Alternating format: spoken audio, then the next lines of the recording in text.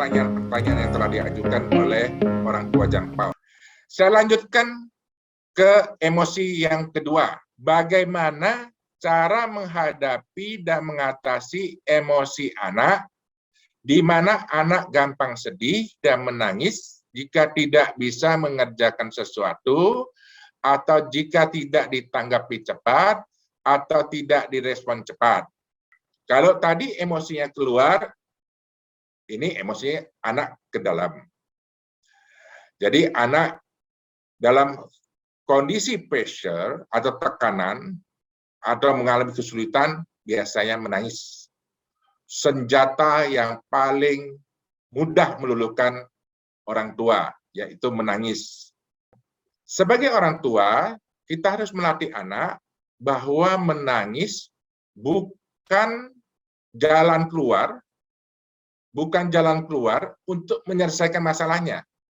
Ketika anak menangis, biarkan dia menangis. Bukan berarti orang tua harus membantu dia menyelesaikan pekerjaannya. Tapi kita harus jelaskan, kamu diam dulu. Kalau kamu nangis, mama, papa tidak membantu ini loh. Kamu diam dulu. Jadi kita latih anak bahwa mengerjakan sesuatu, menangis tidak menyelesaikan pekerjaannya. Ketika dia sudah berhenti menangis, kita dampingi anak untuk menyelesaikan tugasnya. Itu boleh. Mendampingi, bukan mengerjakan. Mendampingi anak untuk menyelesaikan tugasnya. Anak biasanya begitu. No, mami saja atau mama saja yang selesai kerjaan ini. Saya tidak mau. Nangis saja. Pokoknya pekerjaannya harus diselesaikan oleh mbaknya atau ibunya atau bapaknya. Nah, itu pun tidak boleh dipenuhi oleh orang tua untuk menyelesaikan pekerjaannya. Anak akan belajar bahwa masalah yang dia hadapi atau tugas yang dia hadapi harus dia selesaikan, bukan dengan air mata, tapi dengan usaha.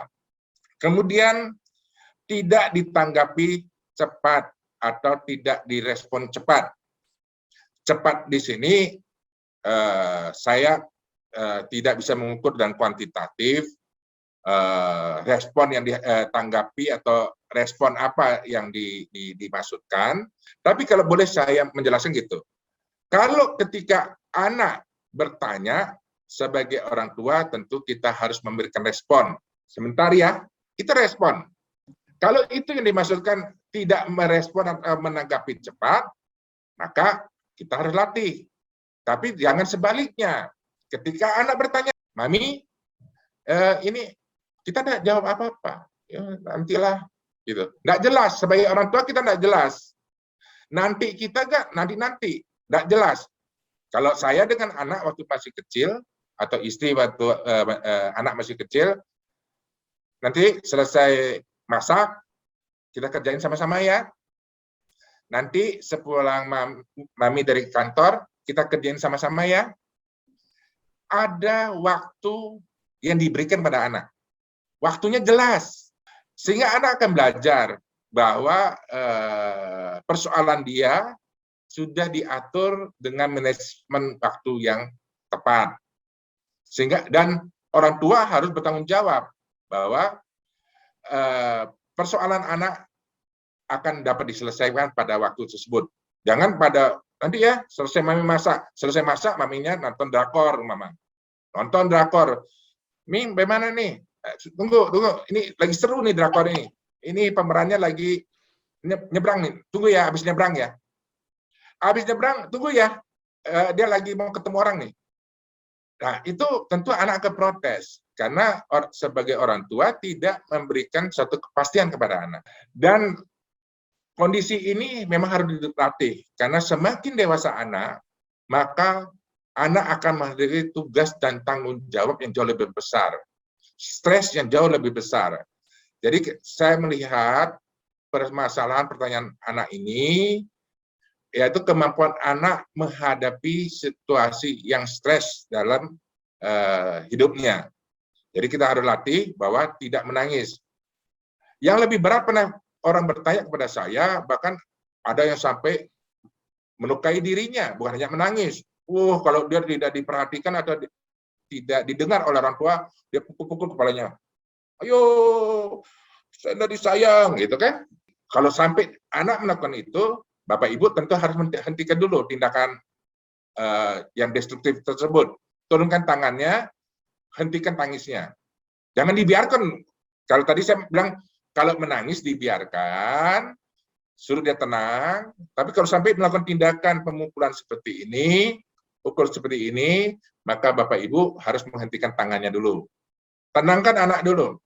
Dan katakan, tenang dulu, kalau sudah tenang, baru kita selesaikan tugas kamu, pekerjaan kamu.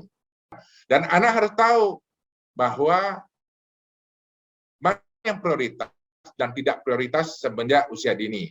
Jadi orang tua bisa mengatakan, sebentar ya, setelah ini kita kerjakan. Dan alangkah baiknya orang tua juga memiliki jadwal yang jelas untuk anak.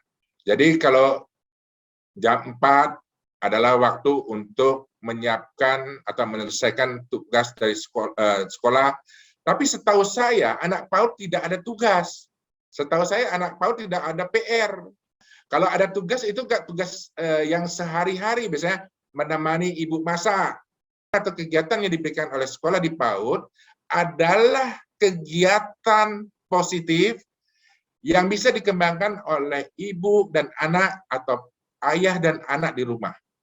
Biasanya seperti itu. Ya, tinggal nanti jam 4 kita akan mengerjakan, dan anak seperti demikian tentu butuh waktu yang lebih panjang dalam menyelesaikan tugasnya. Karena dia dengan tangisnya mengharapkan tugasnya bisa dibantu untuk diselesaikan. Saya harapkan pertanyaan ini sudah terjawab sebagaimana yang ditanyakan.